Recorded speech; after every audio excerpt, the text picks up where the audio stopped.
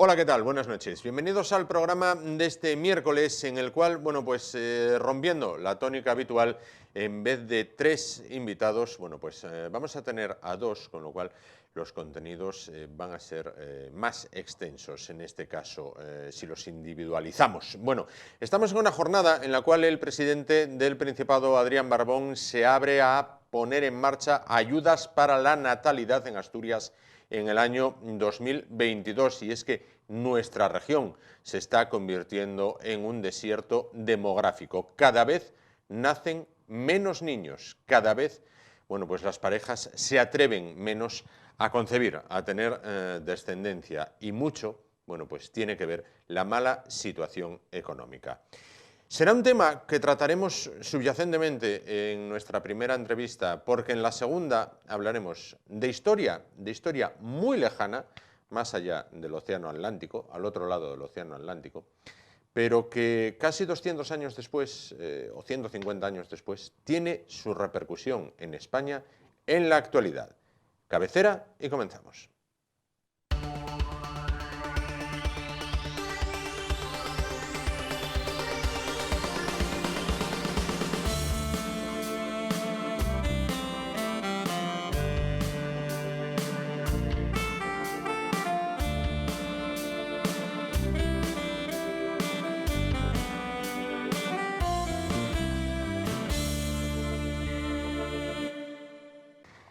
Bueno, os vamos a hablar a continuación de un tema que está acaparando portadas de prensa y minutos en radio y televisión. Se trata de la conocida popularmente como ley trans, una ley que está a punto ya ahí sobre la mesa, y la cual está generando bastante debate, por no decir mucho debate. Para hablar de estos temas, para tratar de aclararnos un poquito lo que es la ley, las implicaciones que trae y un poco lo que es el sentir de estos colectivos, se encuentra esta noche con nosotros Carmen Julia García Bernardo. Ella es vocal de Disex Asturias, ¿verdad? Disex Asturias. Efectivamente. Carmen Julia, Carjul también te puedo llamar, ¿verdad? Sí, me puedes llamar Carjul. Correcto. Bueno, ¿qué valoración hacéis de la ley trans? Bueno, en nuestra opinión se queda bastante corta, pero es positivo que salga una ley trans para proteger los derechos de estas personas de manera específica, debido a que sufren unas discriminaciones muy grandes en la sociedad y además hay mucha desigualdad entre distintas comunidades autónomas. Así que vemos esencial que salga adelante una ley trans con la posibilidad de ser ampliable en un futuro, porque también vemos que muchos partidos políticos y desde muchas ramas se está intentando hacer un lavado de manos al sacar esta ley, como que sacando la ley ya está todo hecho. Y bueno, quien hace la ley hace la trampa, todos lo sabemos, y siempre quedan muchas cosas que no ampara esta ley, muchas realidades a las que la ley va a quedarse corta, insuficiente, o que vamos a tener que matizar después según vayamos viendo cómo funciona la sociedad y cómo responde ante esta ley. ¿No es entonces para vosotros, para el colectivo, todo lo completa que debería de ser? No, para nada. De hecho, la ley que se propuso hace unos meses, había un borrador de la ley que era bastante más completo y aún así se quedaba corto en muchos campos, en el campo de extranjería o en muchos campos se nos quedaba corto, y ese borrador, que ya era bastante limitado, se ha negado cuando mismamente el mismo texto se había aprobado en el pasado, en 2019, el mismo exactamente, y ahora parece que no sirve, dependiendo de qué partido político lo lleve adelante o lo apoye. Entonces, lo que han hecho ha sido recortarla más todavía y se ha quedado en 4 páginas la ley. Que sí, que está bien, que mejor 4 páginas que nada, pero vuelvo a lo mismo, no nos podemos fiar de que en 4 páginas se van a amparar todos los derechos que esta realidad que tenemos ante nosotros necesita actualmente, porque es una necesidad, no es un capricho, no es algo que las personas trans digan, a mí me gustaría tener una ley. No, esa ley surge respondiendo a un problema que existe en la sociedad, que es una gran discriminación y una desigualdad entre comunidades autónomas y frente a sus iguales en la sociedad. Me dices desigualdad entre las comunidades autónomas. ¿Asturias en qué ranking estaría? ¿Entre las más positivas para el colectivo, entre las menos? ¿Anda por la mitad? Bueno, socialmente y legislativamente son realidades distintas. Si nos centramos legislativamente, Asturias es de las pocas comunidades autónomas que aún no tiene una ley trans integral propia. Entonces, en mi opinión personal, está bastante por detrás de las que sí que la tienen. Como por ejemplo... Pues mira, por ejemplo, en otras comunidades autónomas, yo qué sé, ahora mismo de memoria, en País Vasco se cubre el láser para la barba de las mujeres trans, por ejemplo. En otras comunidades las listas de espera para enviarlos a realizar las operaciones son más reducidas. Depende un poco de los servicios que cada comunidad autónoma elija cubrir, por así decirlo, entre comillas, el elija, porque no depende del médico, depende de la legislación que tengan, y aquí en Asturias no tenemos una específica. Correcto. En España, lo único que tenemos así recogido de manera común para todas es el cambio registral, obligatorio. Luego otra cosa es que haya comunidades autónomas que la gran mayoría cubran ciertas cosas, pero obligatorio hasta ahora es el cambio registral. La hormonación, por ejemplo, yo creo, si no me equivoco, y si me equivoco, perdonadme, pero la hormonación creo que está cubierta en todas las comunidades autónomas también. Pero sin embargo hay grandes diferencias de poder hacerte el láser o no poder hacértelo, de en qué momento puedes empezar la hormonación. Todas esas cosas realmente a una persona trans le van a afectar en su día a día. Cuanto antes inicies el proceso y más corto sea este proceso, más fácil vas a tener el realizar tu día a día. Claro. ¿Es un peligro esta ley para el feminismo tradicional y sus derechos? Depende de lo que vayamos a entender como feminismo tradicional. Si entendemos feminismo tradicional como aquel feminismo de los inicios, que sí, que fue muy útil, estuvo muy bien, pero no dejaba de ser un feminismo clasista, rancio, dirigido solamente a mujeres blancas, cis, en su mayoría heterosexuales. Cis es personas que no son trans, que veo ahí un concepto que quizás no manejamos mucho. No. Si nos referimos a este feminismo tan limitado, hacia un público tan limitado, pues sí, porque las personas trans forman parte de una realidad y no podemos desde el feminismo actual obviar esta realidad. Quiero decir, para el feminismo actual yo creo que no, para el verdadero feminismo actual, desde nuestro punto de vista, no supone ningún peligro. No, el feminismo lucha por la igualdad, ¿vale? No podemos entender una igualdad para mujeres, hombres y todas las realidades, una igualdad entre géneros, sin incluir a las mujeres trans. Son mujeres, debemos incluirlas en esta realidad. No podemos excluirlas, no hay feminismo sin las mujeres trans, no hay feminismo sin las mujeres negras, no hay feminismo sin... ¿Me entiendes? No podemos hacer un feminismo sin todas las mujeres. Claro. ¿Está dividido el colectivo LGTBI ante estas iniciativas? No. ¿Hay como una especie de guerra civil? No, para nada. El colectivo LGTBI no está... Bueno, a ver, el colectivo LGTBI dentro del activismo no está dividido, o por lo menos nosotros no lo percibimos como dividido, ¿vale? Lo que hay es una gran desinformación por culpa de los medios de comunicación en general, pues muchas veces dan informaciones sesgadas o incluso erróneas por falta de información, por falta de haberse leído la ley, porque además la ley está escrita en un lenguaje que, por lo menos el anterior proyecto, porque el preproyecto que sale hoy, bueno, o que se va a mirar a ver si sale hoy, sí, luego el día, sí. Vale, claro, no ha salido a la luz. De hecho, nosotros, la última noticia que tenemos del de ayer, ya nos han dicho que va a haber modificaciones desde el preproyecto al que tenemos acceso ayer al que va a salir realmente hoy. Entonces... Claro. Bueno, eres consciente que esto está generando un debate fuerte y que se están contraponiendo, bueno, pues distintas ideas y casos, bueno, pues muchísimos ejemplos, bueno, pues de parte y parte. Queríamos un poquito que los pudieras aclarar, ¿no? Era lo que comentábamos como casos e implicaciones, ¿no? Imaginémonos una persona hombre, ¿vale? Hombre, nacido hombre, con una edad pues la requerida para cursar unas oposiciones a bombero, Policía Nacional o Guardia Civil. Bien, eres consciente que las pruebas físicas que realizan son distintas en cuanto a la dureza e intensidad, las de los hombres y las de las mujeres. Muy bien. Imaginémonos un hombre, como digo, que ante esas pruebas dice sentirse mujer. Bien, desde hace un tiempo me siento mujer, con lo cual tengo que examinarme de las pruebas mujer, de las pruebas femeninas, llamémoslas así. Si utilizo algún término que no es correcto, por favor, me lo dices. Correcto, vale. Realiza las pruebas para mujer. Aprueba, porque su capacidad, digamos, física supera los ratios que están marcados, saca la plaza y deja fuera a una mujer. Hay plazas contadas, son 20 plazas, bien, hay una mujer que se quedó fuera. Él aprobó. Pasado el tiempo, puede decir, espera, yo me siento hombre. Esto sería una injusticia, lo primero con las mujeres, ¿no? Por supuesto, sería una injusticia. Vamos a dejar claro un concepto, ¿vale? Nos estamos refiriendo a un caso en el que verdaderamente se trata de un hombre fingiendo ser una mujer, no de una mujer trans, ¿no? Aclaremos el concepto.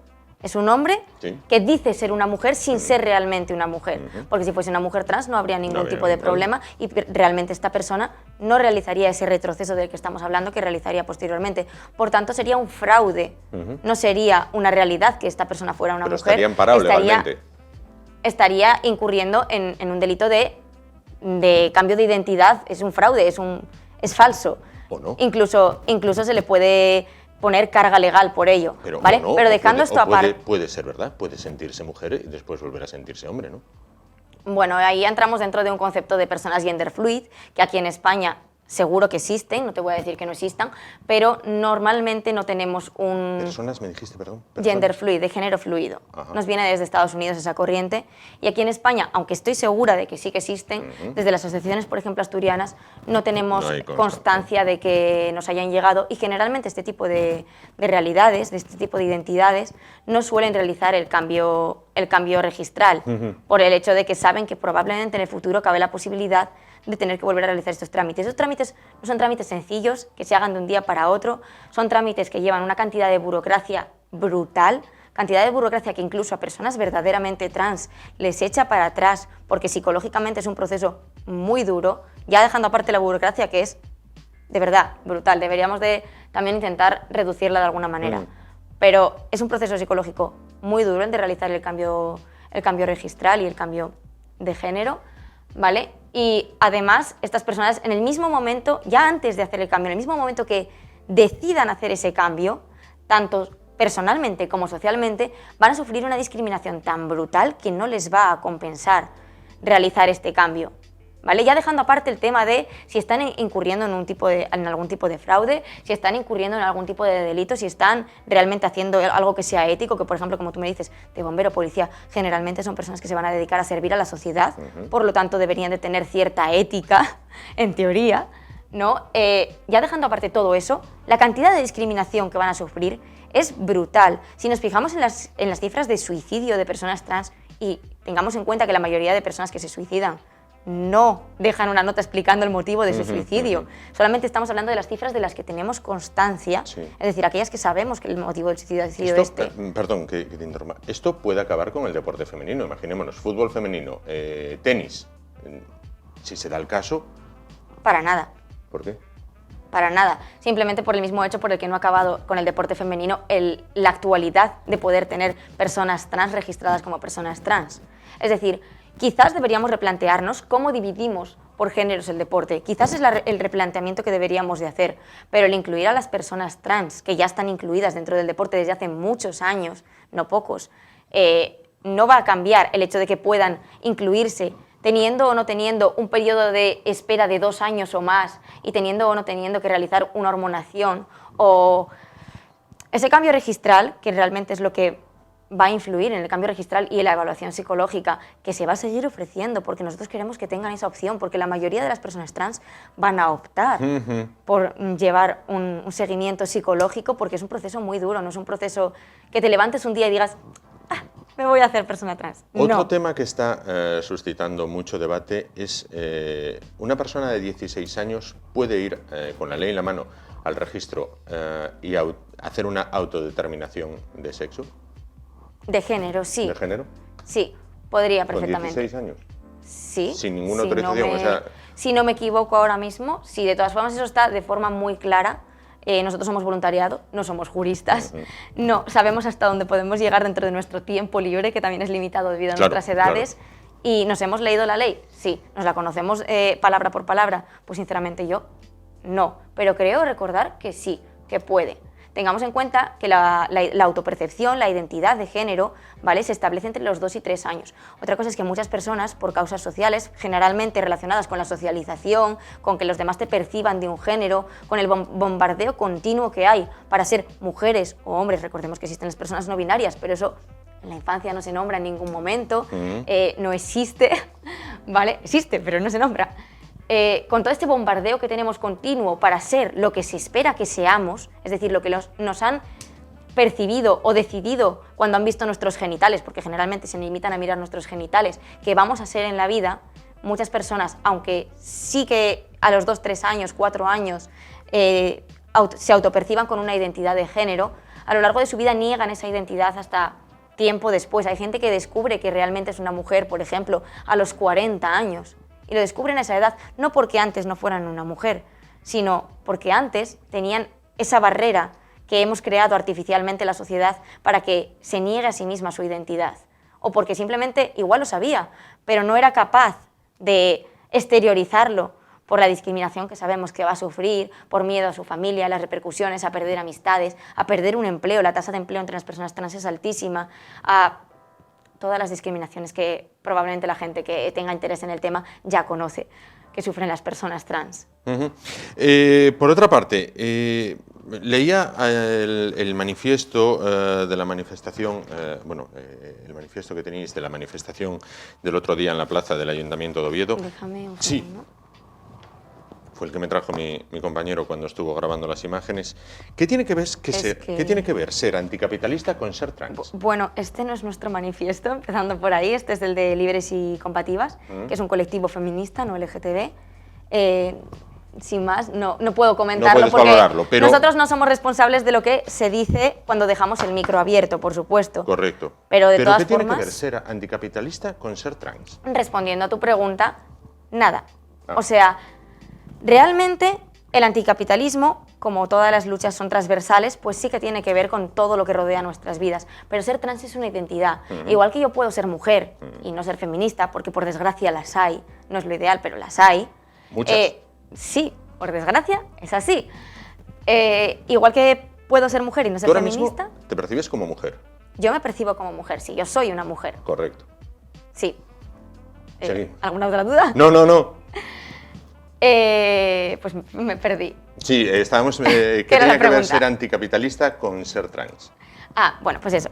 Básicamente, nada, ¿vale? Tú puedes ser una persona trans, trans es tu identidad, y puedes ser una persona trans y no estar implicado en ninguna lucha social. Pero desde el activismo, en el momento que te implicas en una lucha social, como todas ellas son transversales, es decir, es muy difícil meterte en una lucha social como es el activismo por los derechos o por la igualdad LGTBI sin ser feminista. Es muy difícil ser feminista sin ser antiespecista sin ser anticapacitista o antirracista. ¿Qué es antiespecista? Que no crees ser superior por ser de la raza humana, o sea, de la especie humana. ¿Cómo? Que no crees que la especie humana tenga mayor valor físico que otras especies. Vale.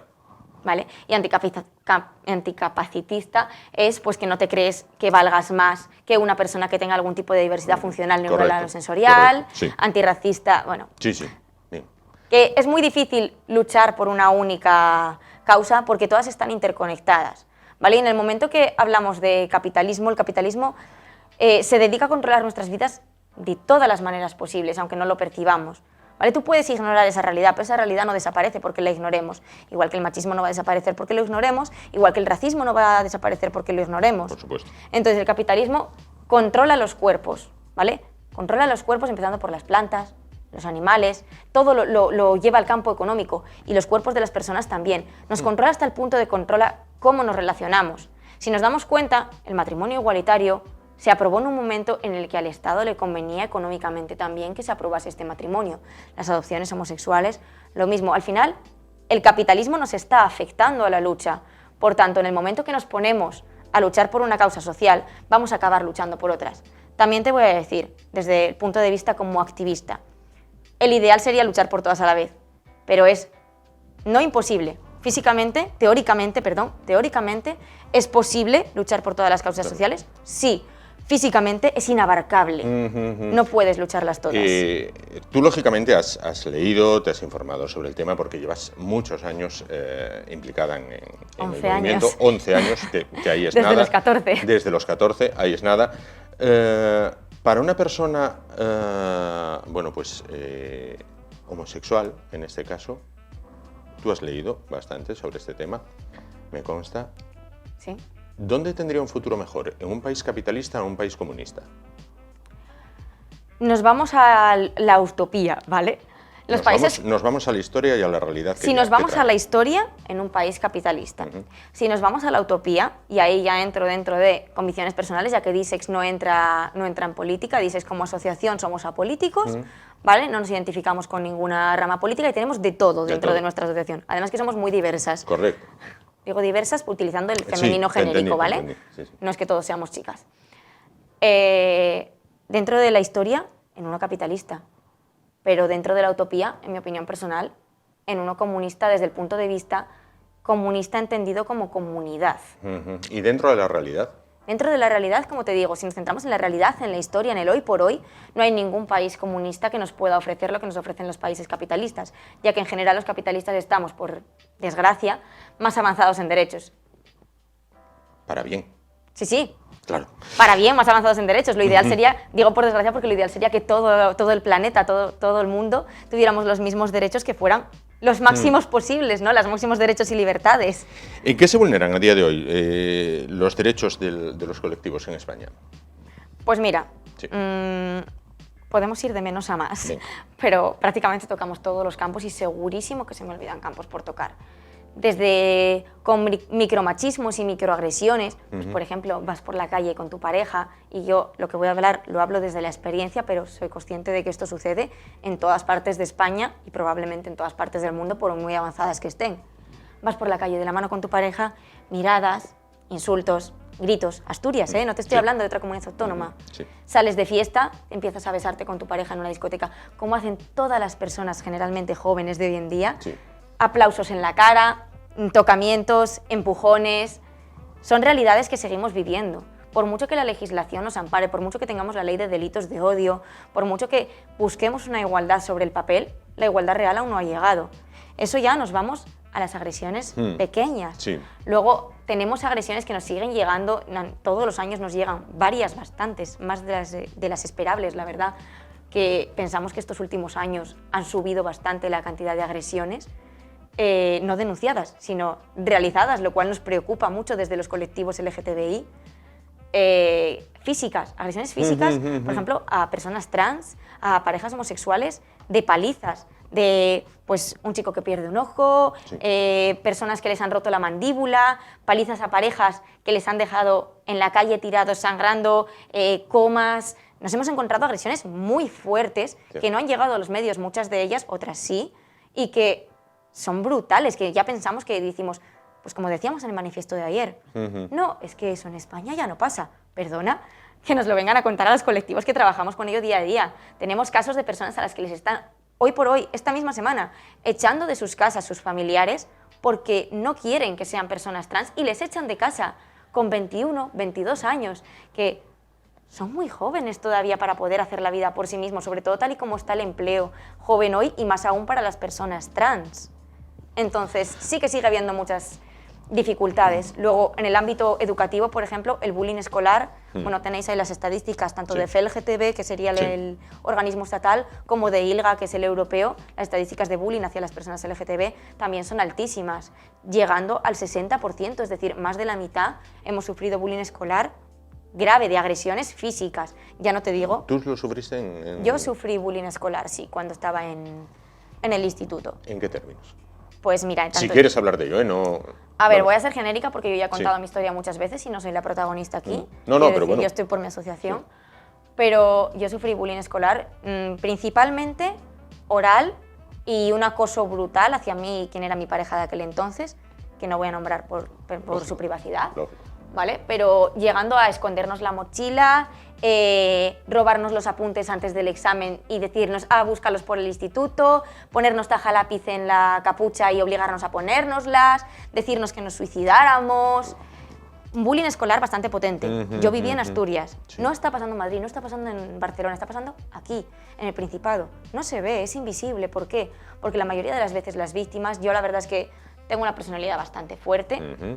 Sí es verdad que no pedí ayuda a mi familia, no pedí ayuda, bueno, no tenía muchos amigos en aquel entonces, porque acercarse a una víctima de bullying todavía es peligroso. De ahí que busquemos también legislación que proteja a quienes protegen, ¿vale? Que, bueno, estamos trabajando sobre ello, intentando sacar legislación al respecto, todavía no hay nada, pero la buscamos para que, ya que todos los programas de ayuda a las víctimas de bullying se centran también en la participación del entorno, en la participación de los espectadores y espectadoras y personas que haya en el entorno, no tengan ese miedo a acercarse a las víctimas de bullying que existe.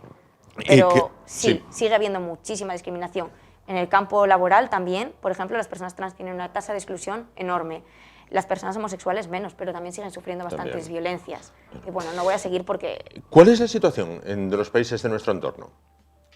Bueno, ¿qué entendemos por nuestro entorno? ¿Europa? Sí. Vale, porque si nos centramos en países externos a la Unión Europea, todavía encontramos países, creo que eran 26, bueno, no sé, no me acuerdo, pero países en los que todavía está penado con pena de cárcel hasta cadena perpetua, incluso entre 10 años y cadena perpetua, solo por ser homosexual. Un absurdo, la verdad, que hoy en día sigamos viviendo esto en el siglo XXI es surrealista totalmente. Y otros países en los que incluso con la pena de muerte está penado. Eso en países extraeuropeos. Entonces, bueno, me voy a centrar en los europeos porque esos hacemos lo que podemos, ¿vale? Pero nuestro ámbito de actuación es regional, entonces solamente podemos difundir información. Vamos hacia el norte, Francia, Inglaterra, Alemania... Pues mira, esos países están bastante bien, al menos en cuanto a legislación. La realidad LGTBI+ allí no conozco en primera mano cómo es. Hombre, he viajado, obviamente, pero no es lo mismo como turista que como persona que vive en esos países, pero creo que es bastante similar a la situación social en España. Quiero decir, si están más avanzados en cuanto a legislación, están igual, están peor. Tienen algunas legislaciones distintas, o sea, algunas partes de la legislación diferentes a España, ¿vale? Pues, por ejemplo, Alemania tiene algunas referidas al género que son bastante más avanzadas, o por lo menos distintas, que dan más amplitud de posibilidades, no me atrevería a decir más avanzadas, pero por lo menos abren esa puerta que en España aún no hemos abierto, ¿vale? Pero luego otros países, por ejemplo, otros países como, yo qué sé, pues países eslavos, tipo República Checa, no tienen todavía una ley de matrimonio igualitario, no tienen todavía una ley de adopciones, entonces son países que, aunque socialmente parezcan de puertas para afuera, que tienen una realidad aceptable, cuando vas como turista o demás, la realidad que viven las personas de allí, yo solo conozco un poco más por amistades y tal, no es parecida a la de España, es más complicada y tienen menos derechos. Y luego nos encontramos con países que, por desgracia, siguen dentro de la Unión Europea, como Polonia, Hungría, que se ha tardado muchísimo en dar una respuesta. Llevamos las asociaciones más de un año dando aviso de que está sucediendo esto, pero más de un año, quiero decir bastante, más de un año dando aviso de lo que está sucediendo en estos países, y a nosotros nos llega cuando la situación ya es grave, porque, te digo, funcionamos en ámbito regional, no somos una asociación internacional y nos enteramos de lo que podemos enterarnos. Claro. ¿Qué ocurre si nos vamos al sur? Marruecos, Argelia... No, bueno, están bastante peor, bastante discriminados, tanto socialmente como legislativamente, llegando a las agresiones ser la orden del día, ¿vale? A no poder exteriorizarte como persona LGTB. Incluso en España recibimos personas de asilo, de refugiados, y que solicitan asilo por este motivo de LGTB-fobia. Claro. Peor entonces, en los países islámicos, ¿no? Bastante peor, bastante peor en este caso. Bueno. O sea, no me quiero meter en temas de si es por política, si es por religión, no me quiero meter en esos temas, pero sí que es un hecho que están bastante peor y que deberíamos de darles algún tipo de cabida aquí a las personas que, bueno, como te digo, aceptamos refugiados. Sí, claro que aceptamos refugiados o refugiadas, personas refugiadas de esos países, pero realmente ¿hasta qué punto podemos llegar a proteger a esas personas de manera externa sin acogerles en nuestro país? Claro. Quizás nuestro país debería de hacer algo para presionar a esos países y que protegieran a estas personas dentro de su entorno. Bueno, otra cosa sería el caso que nos hicieran, claro. Vamos a hablar del lenguaje. En cuanto a términos y en cuanto al lenguaje a pie de calle. En cuanto a términos, ¿sois conscientes de que en muchas ocasiones hay tal batiburrillo de términos que la gente se pierde? Por ejemplo, gender fluid, antiespecista, cis, no cis, binario, no binario. Es decir, en muchas ocasiones dices LGTBI y se va añadiendo, y hay veces que te dicen, ¿qué es? Y dices, no lo sé. O sea, es como si... hay demasiada... A ver, al final todo esto viene siendo una carga teórica que corresponde a una realidad física, es decir, nosotros los términos no los inventamos de la nada, pero sí que es verdad que hay una cantidad de términos increíble. De hecho, por eso mismo, también una de las cosas a las que deberíamos de aspirar como sociedad, ¿vale?, es a la creación de unos estudios específicos de esto, como ya existen en otros países, porque la cantidad de términos, la cantidad de carga teórica que empieza a tener esto sobrepasa las posibilidades que tiene una asociación como voluntariado sin una formación específica. Sí. También es verdad que nosotros hemos intentado, como asociación y como grupo de asociaciones LGTB, porque no lo hemos hecho solamente DISES, lo ha hecho a nivel internacional, se ha hecho, y a nivel nacional también, incluir el término GODI para no seguir añadiendo letras. GODI, G-O-D-I, géneros y orientaciones diversas e intersexuales, ¿vale? Porque al decir géneros y orientaciones diversas ya estaríamos incluyendo pues todas. Hasta que alguien diga, decir, no, la mía no está incluida, la mía tiene que ir aparte. No, todas entonces estarían incluidas porque sería o un género o una orientación diversa. Es decir, eso sería una forma de incluirlas todas. El término no ha triunfado. ¿Por qué? Pues porque desde muchas ramas teóricas se defiende que lo que no se nombra no existe, lo cual es una realidad, lo que no se nombra no existe. Entonces necesitamos tener una identificación de cada letra. Quizás a nivel interno sí que nos es útil tener una identificación de cada letra, quizás a nivel político cueste más. ¿Y a nivel calle os dais cuenta de que la gente se pierde? Depende de qué gente. La gente del propio colectivo nos reivindica estas etiquetas. Nosotros atendemos a una realidad. La gente del propio colectivo no viváis en una torre de marfil. Quiero decir, salir a la calle, ¿os dais cuenta que la gente se pierde con tanta letra? Bueno, como en todo, si empezamos a hablar de feminismo y empezamos a hablar de términos específicos dentro del feminismo, la gente de a pie también se pierde. Igual que si empezamos a hablar de cualquier otra ciencia y empezamos a utilizar jerga de esa ciencia, la gente se va a perder. Quiero decir, al final esto son conceptos que responden a unas teorías y a unas realidades. Y si no las trabajamos, no las vamos a comprender. El lenguaje de estamos todas, todos, todes. ¿Esto qué es? ¿Cómo que qué es? Pues lo que estamos. No, vamos a ver. No comprendo estamos aquí por el tema de los niños, niñas, niñes. Ah, vale, los desgloses de género, ¿te refieres? Sí. ¿Esto qué es? Vale, pues mira, el lenguaje inclusivo se trata de un lenguaje que, como decíamos antes, pues refiriéndome a la misma frase de antes, que a mí es una frase que me encanta, me parece muy representativa, lo que no se nombra no existe, así de fácil. Entonces, desde el masculino genérico, que es algo arcaico, algo que ya está desfasado, ya que el mundo sí que estaba montado para el hombre blanco, cis, hetero, y todos los textos y todos los documentos. Por ejemplo, yo qué sé, yo me acuerdo cuando mi pareja en su momento hizo la TIP de vigilancia de seguridad, los documentos le aparecían señor, y ella era como, ¿cómo que señor? Yo no soy un señor. Entonces, ¿cómo voy a firmar la TIP que pone señor? Pues todos los documentos están en masculino escritos. Por suerte ahora existen personas como yo que somos técnicos o técnicas de igualdad, ¿vale? Yo soy técnica de igualdad. Correcto. Y trabajamos en que este lenguaje sea más inclusivo, es decir, que sirva para mujeres, sirva para hombres o sirva para personas no binarias como comentaba antes, que son aquellas personas que no se identifican con el binomio mujer-hombre. Se encontrarían en cualquier otro punto del espectro. Sería un poco término paraguas. Pero esto de utilizar os, as, es, ¿lo ves positivo? Lo ideal sería utilizar formas sin marca de género, como te estoy comentando. Para eso estamos las personas técnicas y técnicos de igualdad, ¿vale? Que trabajamos para transformar todos estos documentos, transformar el lenguaje para que responda a una realidad de hoy en día y no siga respondiendo a una realidad que ya no existe. Ya no existe el mundo creado para los varones. Ahora el mundo atiende a las mujeres también, por suerte. Hemos avanzado, ¿no? Existimos, estamos en el mundo público, no solamente en el ámbito privado.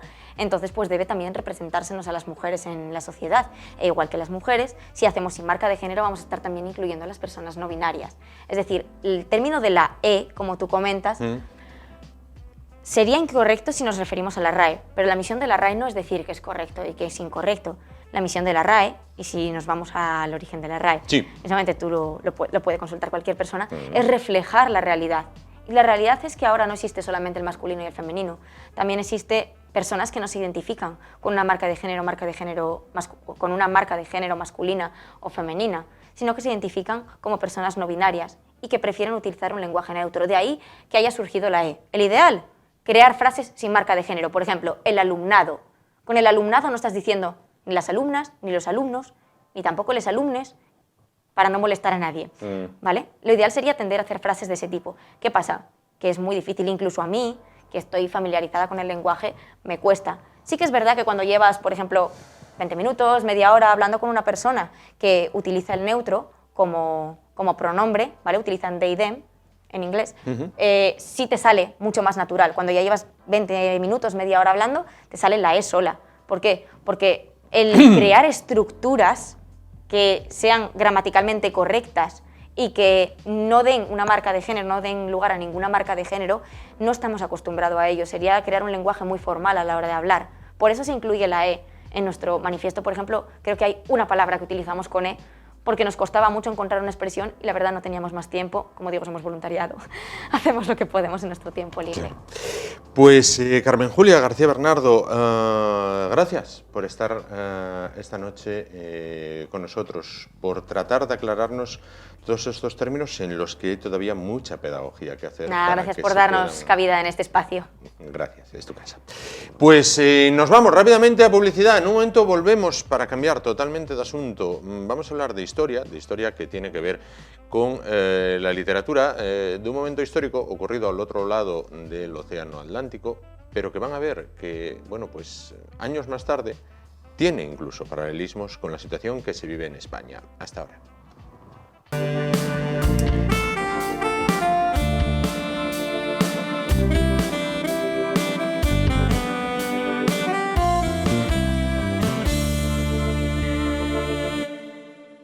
Bueno, vamos a continuar el espacio de esta noche. Vamos a hablar a continuación de libros, bueno, pues de una publicación que se ha presentado, bueno, pues en Asturias hace muy escasas fechas y en la cual, bueno, pues se aborda un tema que quizás es muy recurrente en las películas de Hollywood, ¿no? Bueno, pues hemos visto desde grandes producciones hasta series magníficas. Bueno, pues es un tema bueno, pues tremendamente interesante y que ha sido el objeto de estudio, de investigación y de escritura por parte de nuestro siguiente invitado, al cual ya presentamos. Se trata de Emilio Ablanedo Reyes. ¿Qué tal? Buenas noches. Muy buenas noches. Bueno, pues encantados de que esté con nosotros. Emilio Ablanedo es asturiano, de nacimiento, licenciado en Derecho en la Universidad de Oviedo. Ha ocupado, bueno, pues distintos cargos, como por ejemplo subdelegado del Gobierno en Barcelona y en Tarragona, en una época verdaderamente complicada, en los años 2012-2018.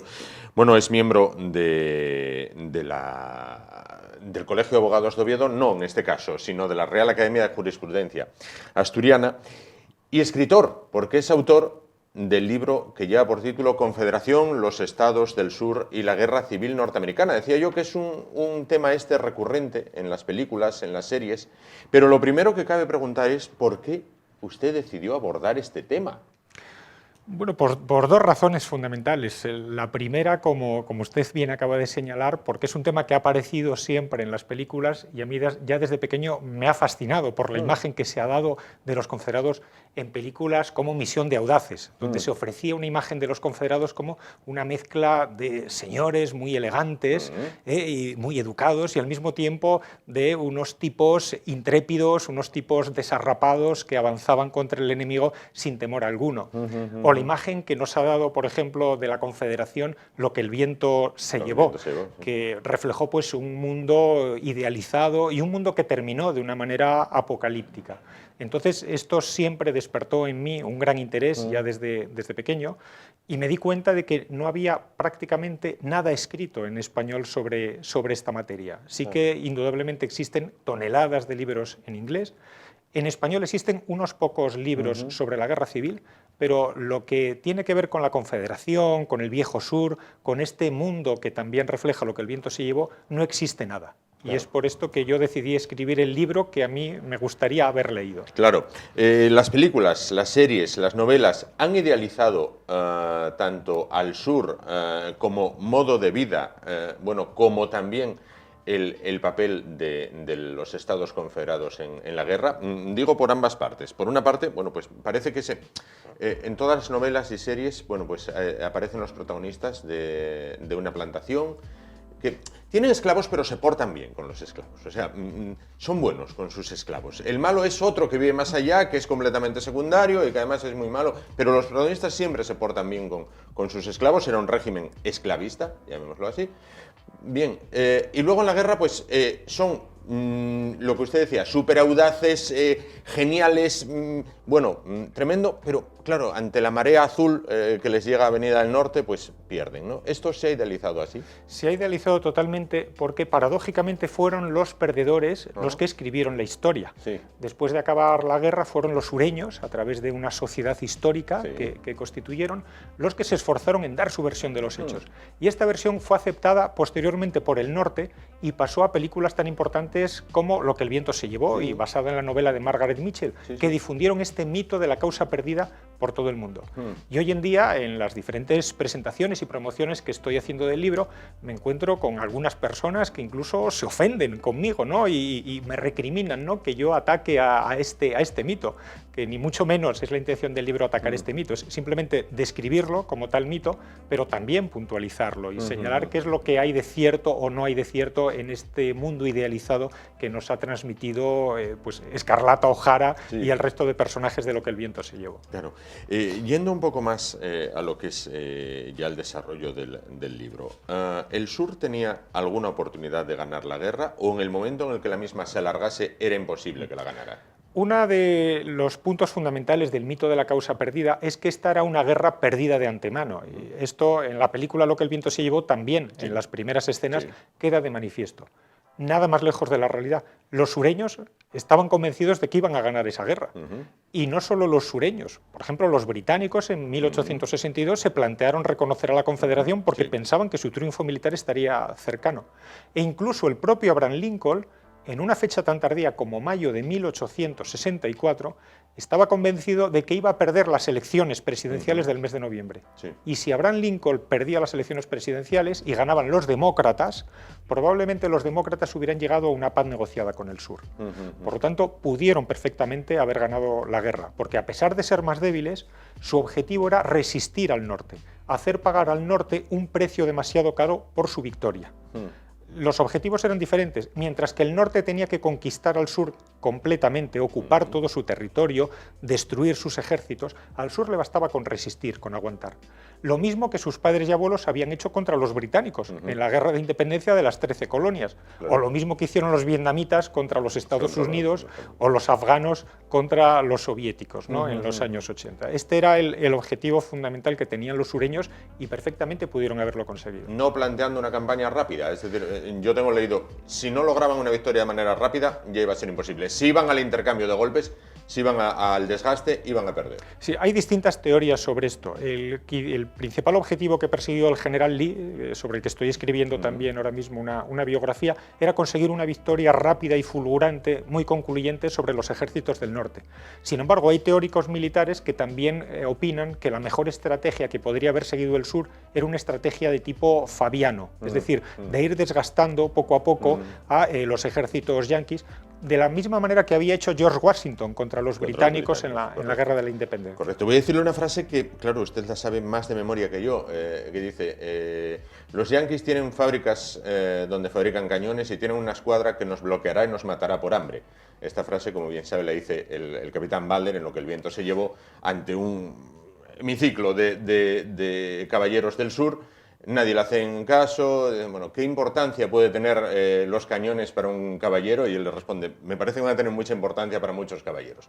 El no estar industrializado, el ser un sistema agrícola, el no tener armada, el no tener flota, ¿les condicionaba cómo luchar con una mano atada a la espalda? Sí, indudablemente les condicionó muchísimo. De todas maneras, a pesar de no tener flota, hemos de tener presente que los estados del norte tampoco la tenían en aquellos momentos. Apenas tenían 42 barcos de guerra y tenían que controlar 5.600 kilómetros de costa confederada y 182 puertos. Es decir, la tarea que tenían que hacer también los norteños era titánica, era colosal. Indudablemente los ejércitos del sur siempre estuvieron peor equipados y estuvieron lastrados. pero insisto, como decía antes, hemos tenido a lo largo de la historia otros muchos ejemplos de guerras asimétricas que se han saldado con victorias para los más débiles. Por ejemplo, nuestra guerra de la independencia contra Napoleón. Contra los franceses, efectivamente. Lo señalaba usted ahora, Inglaterra duda, en cierto momento, si reconocer o no la Confederación. ¿Qué hace España durante ese periodo? Porque además a España le toca cerca geográficamente al tener, bueno, pues todavía muchas posesiones como Cuba y demás. Tenía Cuba, Puerto Rico, en aquellos momentos incluso también se había reincorporado a la corona española Santo Domingo. España adopta, como el resto de los principales países europeos, una posición de neutralidad. Eso sí, reconoce al sur como beligerante. España, desde este punto de vista, está a remolque de lo que hace el Reino Unido y de lo que hace en Francia. Quien marca realmente la pauta a seguir va a ser el Reino Unido, incluso sobre la misma Francia. Pero los confederados intentan que España se involucre y envían a un representante, Pierre Rost, que se entrevista en marzo de 1862 con el ministro de Asuntos Exteriores español. Claro, los sureños ya tenían pretensiones sobre Cuba. Ellos estaban intentando crear un imperio esclavista en toda América y para ellos Cuba era su principal objeto de deseo. Entonces las autoridades españolas internamente tenían estos recelos frente a los sureños, pero no estaban muy disgustados con un eventual triunfo confederado, porque sabían que esto debilitaría a los Estados Unidos y sabían que los confederados no tenían una flota y que tardarían años en crear una flota que pudiera amenazar Cuba. Desde este punto de vista, a las autoridades españolas no les importaría demasiado que el sur pudiera ganar la guerra. De todos modos, España era muy consciente del potencial que tenían los Estados Unidos y se mantuvieron muy al margen. Europa se mantuvo al margen del tema, ¿no? Bueno, en los ejércitos, sobre todo del norte, bueno, pues, se ve una proliferación de irlandeses, alemanes. Bueno, ¿hubo españoles implicados en este conflicto? Hubo españoles. Lo que pasa es que es difícil precisar cuántos españoles peninsulares, porque en aquellos momentos también tenían la nacionalidad española los puertorriqueños, los cubanos e incluso los dominicanos. Sí que está documentada la presencia de españoles, por ejemplo, en Nueva Orleans. En Nueva Orleans incluso se llegaron a crear unidades y compañías de españoles. Lo que pasa eran compañías que fundamentalmente se dedicaban a cuestiones de orden público. Sí que hubo españoles documentados, españoles peninsulares, en algunas de las mejores unidades confederadas, en los Tigres de Luisiana, tropas que combatieron aguerridamente en las principales batallas como Antietam o como en Gettysburg. Y sí, están documentados. Pocos, pero están documentados. ¿Gettysburg marca el principio del fin para el sur? Marca el principio del fin, sí. Paradójicamente, Gettysburg lo ganó un señor, el general Meade, nacido en Cádiz. No solo nacido en Cádiz, sino además que pasó su infancia en Cádiz hasta los 12 años, ¿no? Lo ganó por lo tanto un gaditano. Sí que fue el principio del fin porque afectó tremendamente a la estructura de mando del ejército del norte de Virginia, que era la élite de los ejércitos confederados. La estructura de mando de este ejército nunca se recuperó totalmente. Se perdieron muy buenos hombres en esta batalla y la capacidad, desde entonces, la capacidad de ataque de este brillantísimo ejército quedó muy resentida. Claro. Bueno, finaliza la guerra y es una guerra tremendamente cruenta donde, como en todas, bueno, pues hay grandes pérdidas materiales y civiles también, son muchos los civiles que mueren. Hay incluso, no sé si lo que digo ahora es producto de Hollywood, hay un ensañamiento del norte hacia el sur, bueno, con esa carrera de, creo que Sherman hacia el mar, quemándolo todo, ¿no? Bueno, pues abriendo 100 millas, creo, de un pasillo, carbonizando todo lo que encuentra, quemando casas, quemando haciendas, quemando terrenos, matando ganado. Sin embargo, el país se recupera y no hay esa brecha de odio entre el norte y el sur. Estados Unidos es un país que no parece, al menos exteriormente, tener, bueno, pues ese odio entre, o nunca más se ha repetido un intento de secesión, y los políticos del sur no están dando la matraca todos los días con este tema. Sí, es un fenómeno muy interesante. Yo en este libro no es ni mucho menos un libro para solamente aficionados a la historia militar, no es un libro de batallitas, es un libro donde analizo con una perspectiva general todo lo que tiene que ver con el Viejo Sur. Analizo por qué surge en el Viejo Sur una sociedad diferente, cómo funcionaban las plantaciones, la diferencia que había de las plantaciones del Alto Sur y del Bajo Sur, cómo la esclavitud en aquellos momentos era mucho más trágica en el Valle del Mississippi, por ejemplo, que en Virginia. Entonces analizo realmente cuáles eran todos los condicionantes sociales, económicos, culturales que llevaron a la formación de la Confederación sí. y todo el fenómeno separatista. Entonces, analizando todo eso, la Confederación se observa que estaba basada en dos pilares fundamentales. Uno era la esclavitud y otro era el supremacismo blanco, la desigualdad racial. La esclavitud prácticamente era mantenida por un 31% de la población. Solo el 31% de los habitantes de los estados confederados tenía esclavos. Y de este 31% la mayoría tenían un esclavo o dos. Es decir, el 70% de los blancos sureños eran pequeños granjeros que practicaban una economía de subsistencia. Sí. Eran personas Sí. muy pobres que no tenían interés propiamente en la esclavitud. Sí que tenían interés en que se mantuviera el supremacismo blanco. Por una parte porque tenían un temor atávico a que pudiera haber una revuelta racial, a que los afroamericanos pudieran rebelarse y pasarlos a cuchillo a todos los blancos, o convertir el sur de los Estados Unidos en África o en Haití. Y por otra parte había una razón psicológica.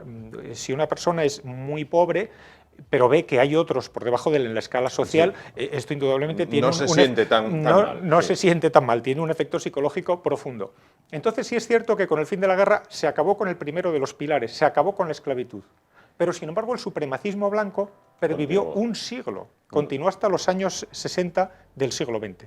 No pudo haber matrimonios interraciales hasta el año 1967 en los Estados Unidos. Sin ir más lejos, que un invitado que tuvimos aquí hace tiempo me comentó, Jesse Owens, cuando Sí. gana la medalla en las Olimpiadas de Berlín, Adolf Hitler se va de la tribuna para no darle la mano.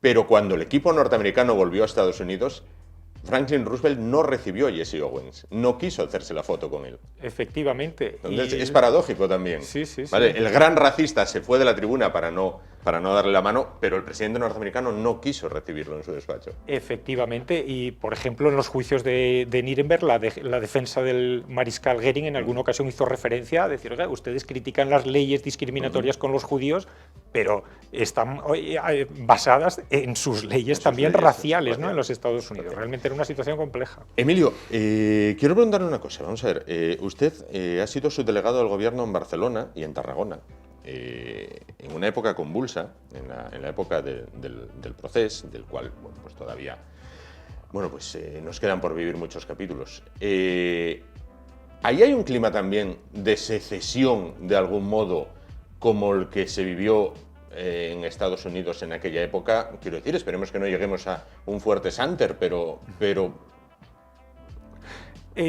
hace unos días en un medio digital me preguntaban, dicen, oiga, ¿usted ha construido este libro para mostrar un paralelismo?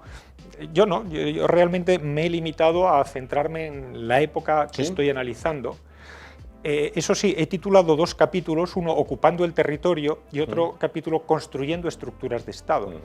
Y es que es inevitable que si analizamos el fenómeno de la secesión de los estados del sur, pensemos en lo que ha ocurrido en Cataluña, porque el paralelismo es evidente. No es que yo lo muestre en el libro, es que cualquier persona mínimamente avezada lo puede ver. ¿Por qué? Pues porque había una constitución escrita que es la Constitución de 1787, que todavía está vigente, y una Constitución que establecía de una forma más o menos clara la unidad de los Estados Unidos.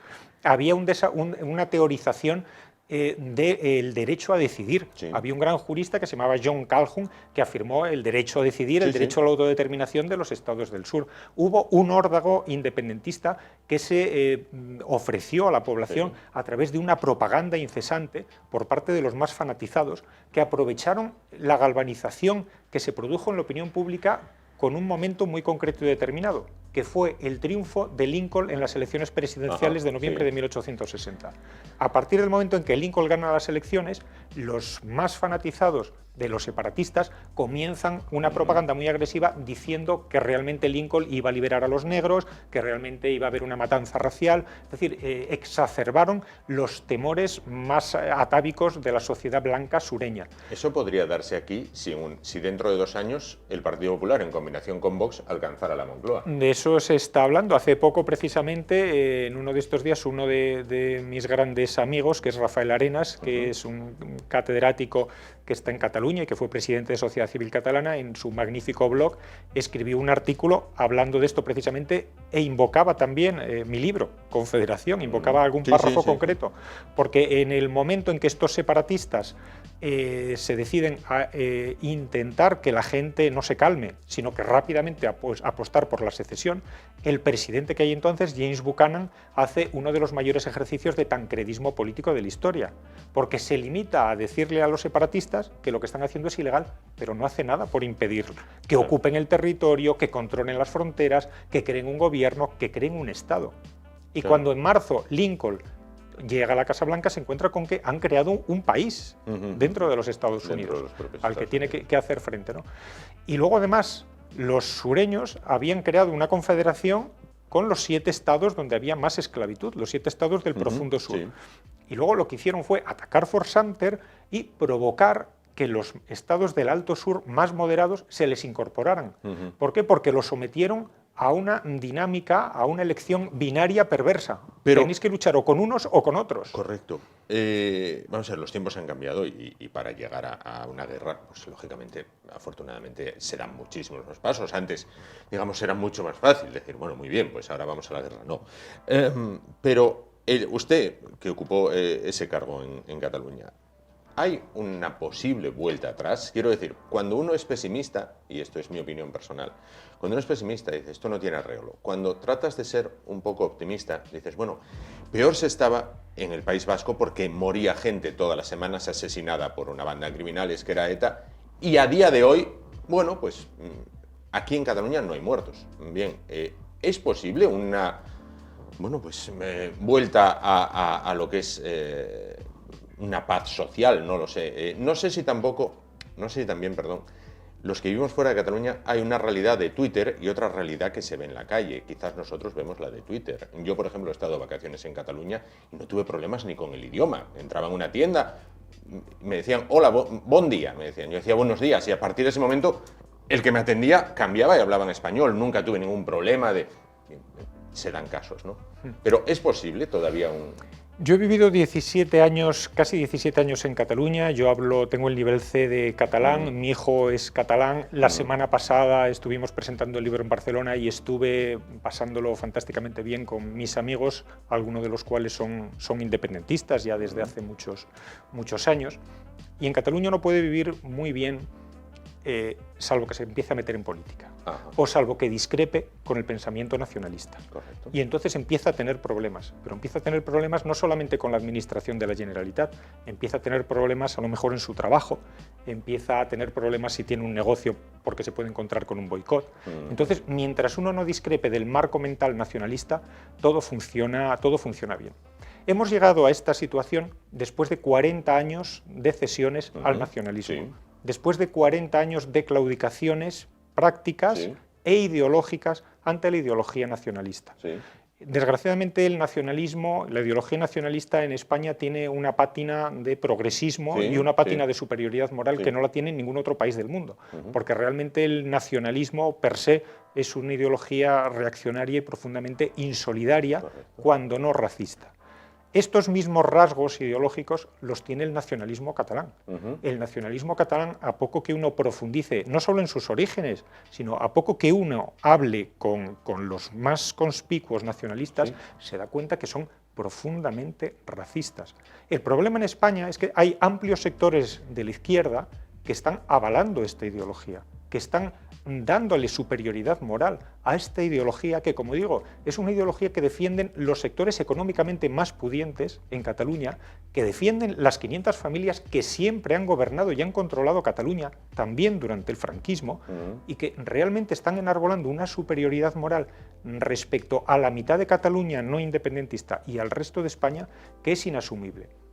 Y esto es lo que nos ha traído aquí, 40 años de cesiones prácticas, administrativas, políticas e ideológicas ante el nacionalismo. No podemos pretender seguir cediendo ante el nacionalismo y obtener resultados distintos. Si seguimos cediendo ante el nacionalismo, cada vez estaremos peor. La solución, yo creo que existe, pero el conjunto de la sociedad española tiene que tener claro que es una solución difícil y a largo plazo. ¿Cuál sería la solución, en su opinión? Apostar por la mitad de Cataluña, apostar por defender sin ningún complejo tampoco ideológico, a la mitad de Cataluña que no es nacionalista.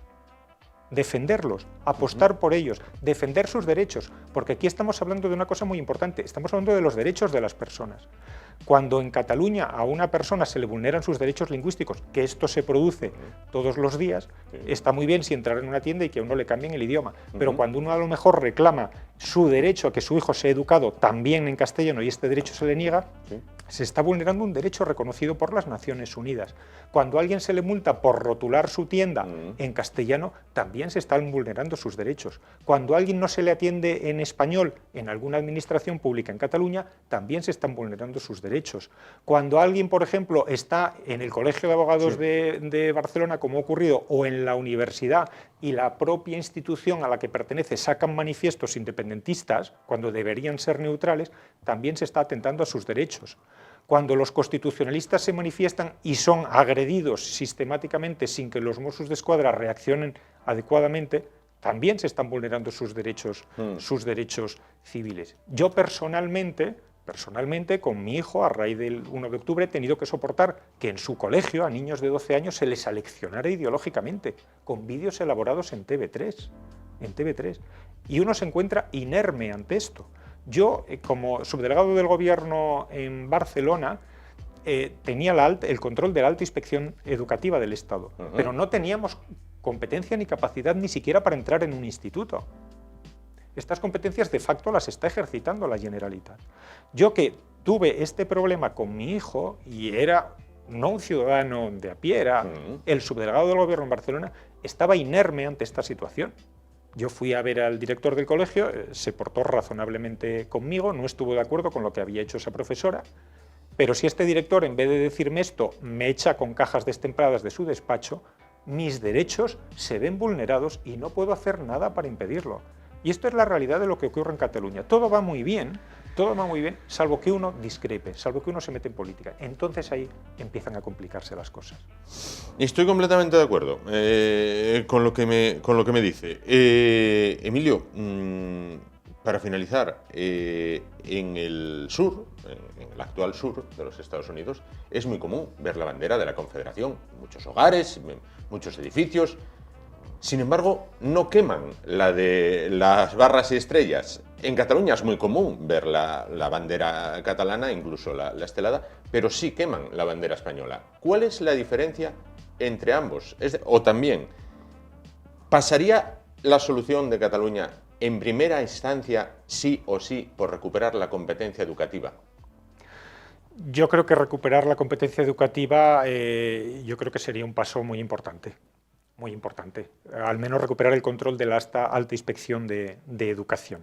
Es decir, tristemente los niños catalanes se están educando en un mundo autorreferencial, donde todos los inputs que reciben, sobre todo los positivos, es de un ámbito catalán, donde todo es bueno, todo es maravilloso, y ven a España como una realidad ajena, cuando no hostil. La imagen que se ofrece de España y de lo español es algo siempre negativo, es algo siempre, digamos, cutre, es una imagen profundamente desagradable. Esto es lo que directa e indirectamente los niños catalanes están recibiendo y se están alimentando. En relación con las esteladas, bueno, en Estados Unidos, lo pongo también en mi libro, hay una gran polémica con la presencia en espacios públicos de banderas confederadas, de estatuas, de monumentos confederados. Es un debate interesantísimo y que daría mucho para hablar de sí, ¿no? Realmente, en cuanto a las esteladas, es distinta, porque las esteladas ya hay pronunciamientos del Tribunal Supremo que los considera como símbolos partidistas. Son símbolos partidistas. Entonces, uno está muy bien que si quiere tenga la estelada en su casa, pero no está ni mucho menos bien pues que la tenga en una plaza pública. ¿Por qué? Porque es un símbolo de una parte, no de todos, y en los espacios públicos debe primar la neutralidad. En Estados Unidos hoy en día lo que se debate es si los monumentos confederados son un símbolo racista o son un símbolo simplemente histórico. Esto es un debate muy interesante y yo abogo siempre porque sea un debate racional, no porque, como ocurre en ocasiones, sean las turbas las que toman la justicia por su mano de una forma absolutamente... Y descapiten estatuas. Sí que me parece muy interesante que en relación con cada una de estas estatuas pues se valore su significación actual, si es efectivamente un símbolo de carácter histórico o si tiene una naturaleza ideológica o incluso racista, ¿no?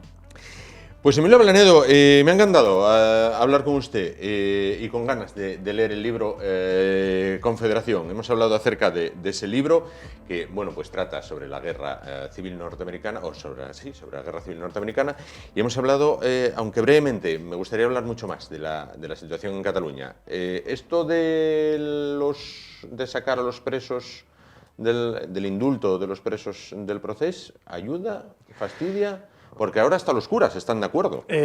Me parece una decisión desoladora. Es curioso, en España, la primera institución que reconoció al gobierno del rey José, hermano de Napoleón, fue la Iglesia. Siempre navegan con el viento. Es una realidad, la verdad, que me parece desoladora. Desoladora porque implica muchas cosas. Por una parte, implica que hay amplios sectores sociales que son capaces de defender con el mismo entusiasmo una cosa y la contraria, cosa que a cualquier ciudadano que pretenda tener un mínimo criterio le desazona profundamente, ¿no? Esto de entrada. En segundo lugar, en tanto que implica un abandono de la Cataluña constitucionalista, de todos los que allí han estado luchando contra el separatismo y padeciendo el separatismo. Este gesto es un gesto de abandono, es un gesto a través del cual el Estado, ni más ni menos que les está diciendo, os vamos a abandonar y vamos a sacrificar vuestros derechos para contentar a los que infringen la ley. Y en tercer lugar, yo creo que va a tener unas consecuencias nefastas con algo que yo tuve la ocasión de trabajar mucho, y es las relaciones internacionales. En Barcelona existe el tercer cuerpo consular más numeroso del mundo, y gran parte de mi trabajo durante estos años tan intensos estuvieron dedicados en explicar a todos estos cónsules en qué consistía nuestra democracia, nuestro sistema constitucional y la injusticia tan profunda de la que partía el independentismo. Desde el punto de vista de los indultos, la repercusión internacional va a ser a medio plazo nefasta para los intereses de España, porque supone un plus de legitimidad dado desde el mismo Estado a los separatistas. Pues Emilio Blanedo, muchísimas gracias por estar con nosotros esta noche y acercarnos, bueno, pues estos dos temas, ¿no? El de la Guerra Civil Americana y el de la secesión en Cataluña, que esperemos nunca al final confluyan ambos paralelismos. Encantado, Gracias. Muchísimas gracias. Gracias. Y llegamos así al final del espacio de esta noche. Volvemos mañana, será a partir de las 10:05 de la noche aquí en el IEDES Asturias Televisión en Telecable. Hasta entonces, gracias por su atención, ánimo y adelante.